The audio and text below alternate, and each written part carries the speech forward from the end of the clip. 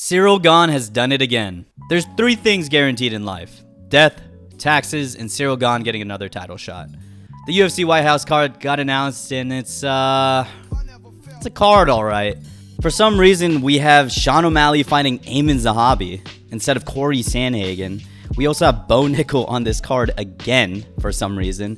But one of the marquee fights, at the very least, is a really good fight. Alex Pereira versus Ciryl Gane. A deadly matchup at heavyweight where we're going to see some of the best striking at the biggest size possible. For Alex Pereira, he technically has the chance to become the UFC's first triple champion, but for Ciryl Gane, this is another day in the office. Just another title shot for Ciryl Gane, which makes it 5 now, and he's basically lucked into fighting some of the biggest stars at some of the biggest cards simply because he was the best available heavyweight given whatever circumstances he was able to luck into. Let's look back at how Ciryl Gane has managed to weasel his way into 5 title shots, 3 undisputed and 2 interim shots, without winning the undisputed belt once. Alright, we gotta start with Ciryl Gane's first title shot. It was like yesterday when Ciryl was supposed to be the next big thing. Ciryl Gane was a phenom coming up. We had never seen anyone built like him at heavyweight, moving like a middleweight with striking skills that could rival anyone at any weight. And when he was set to face Derek Lewis, this marks the first title shot technically for Ciryl Gane for the interim heavyweight title. And he absolutely cooked Derek Lewis in his hometown of Houston with slick striking, and he was just faster and better than Derek Lewis, avoiding the power shots, and eventually found the TKO in the third to win the interim title, which inevitably led to the unification bout between him and former teammate Francis Ngannou for the undisputed heavyweight title. And for the first couple of rounds, it looked like Ciryl was gonna do it. Again, he was slick, he was fast, avoiding the power punches, but it wasn't until the third where Francis Ngannou made the best decision of a lifetime by adjusting and using his wrestling instead, and basically dominated Ciryl Gane in the last 3 rounds to defend his heavyweight title. And it was back to the contenders for Ciryl, and it was the super fight of a lifetime for Francis Ngannou. Or so we thought. While that was happening, or supposed to happen, Ciryl would bounce back with one of the most underrated fights of that year when he faced Tai Tuivasa at home court. Let me remind you, this was a pretty good Tai Tuivasa, the one that was on a 5-fight win streak instead of the one today that's on a 6-fight losing streak and looking like this. But Tai gave him a run for his money, dropping him bad here, but Ciryl would make a huge adjustment of his own in this fight by going to the body with kicks, which broke Tai down and eventually kept him down for the TKO win. In the midst of all this, Jon Jones was preparing to return and fight Francis Ngannou at heavyweight in a highly anticipated matchup of the century. Jon Jones was either going to cement himself as the greatest of all time and become 2-division champion by beating one of the scariest UFC fighters of all time, or Francis was going to brutally knock out one of the greatest of all time. But as you may know, Francis would pull off this move no one saw coming and would unexpectedly leave the UFC, citing he was not free in that contract. He wanted health insurance, sponsors for fighters, to be able to fight in boxing matches, the whole 9 yards. At the time, that sounded super honorable for Francis to ask for all of that and walk away when he didn't get it. But looking back at it now, it's good that they didn't give it to him, because when everything is given to Francis, he did jack shit with it.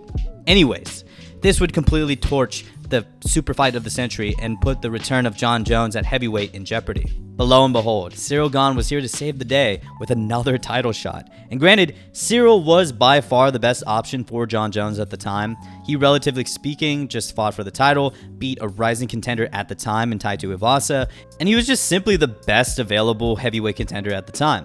This was way before Sergey and Tom Aspinall were legitimate contenders. They were just rising up. So all you really had was Ciryl Gane, which is going to be the common theme in this story. Anyways, with Ciryl set to be Jon Jones' opponent in his return, this was going to be a banger and a very interesting matchup, right? Would Jon Jones be big enough to grab Ciryl Gane and negate the speed and the striking of such a large striker like Ciryl? I remember going into this fight, a lot of people back then thought this fight was going to be super close, at least for me, but it wasn't. Ciryl got ran through easily and got choked out in the first. Jon was right. He was going to make it look easy. And he became the heavyweight champion of the world, and at the time, the greatest to ever do it.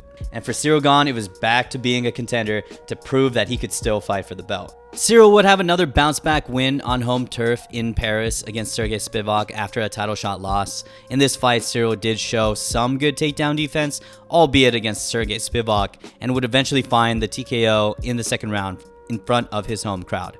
Not a huge win, and I feel like I forget this fight even happened, but it was probably a good win for Ciryl to get his confidence back.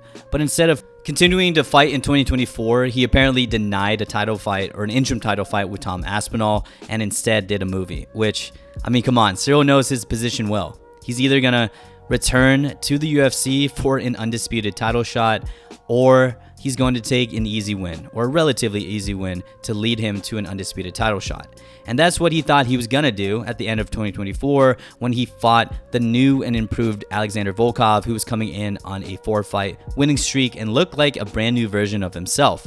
And it showed in this rematch as he went in for a takedown early against Ciryl instead of striking with him, knowing the hole in his grappling game.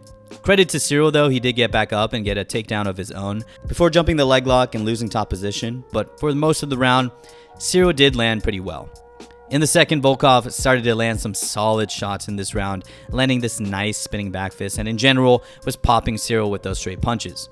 Ciryl landed well in this round, especially towards the end, and even rocked him in this sequence, but I think Volkov comfortably edged out this round by landing more. Then we get to a clear big round for Volkov as he took down Ciryl early, and because Ciryl tried to hold on to this Kimura for way too long, he pretty much controlled Ciryl Gane in this position the entire round.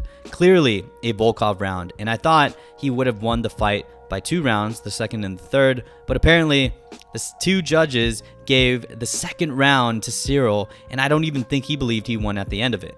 It was complete bullshit, and even if he did win, he didn't look like championship material here at all against Volkov. Meanwhile, at the top, Tom Aspinall continued to push for a unification fight for the undisputed title that Jon Jones was keeping hostage, and finally, in the middle of last year, Jon retired.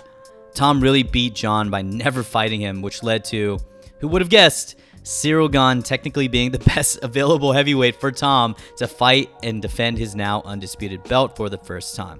And well, everyone knows how this fight went. Ciryl Gane surprisingly kept distance very well against the phenom that is Tom Aspinall and defended the early shot. He was mixing up Tom with the jab and even made Tom bleed early, and then we get the infamous moment when Ciryl decided to not retract his claws and poke Tom bad in both eyes. This, of course, unfortunately stopped a fight that was starting to look like a really good fight.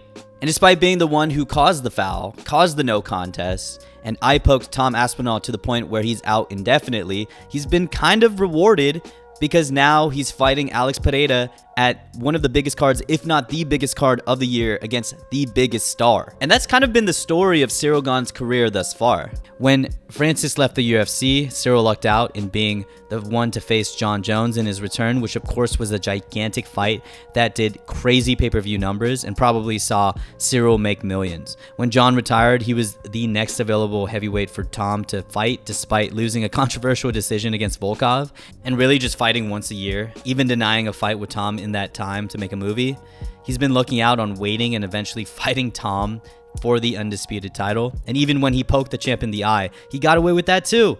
Holy shit. Has this guy had an insane stroke of luck, or whatever you call it, in terms of getting infinite title shots? And it's not necessarily because he's the best heavyweight in the world and he's championship material. I mean, we proved that twice now, but it's just because he happens to be better than such a weak division. It's pretty easy to be better than everybody else when the division is stacked with guys like Tai Tuivasa and the young contenders, quote unquote, are Taliesin Teixeira. Ciryl is the definition of not only being in the right place at the right time, but hitting lottery tickets 5 times over in some of the biggest fights in UFC history. But I can't hate the player, I have to hate the game. If we want to see other guys fight for the title, the heavyweight contenders have to get better.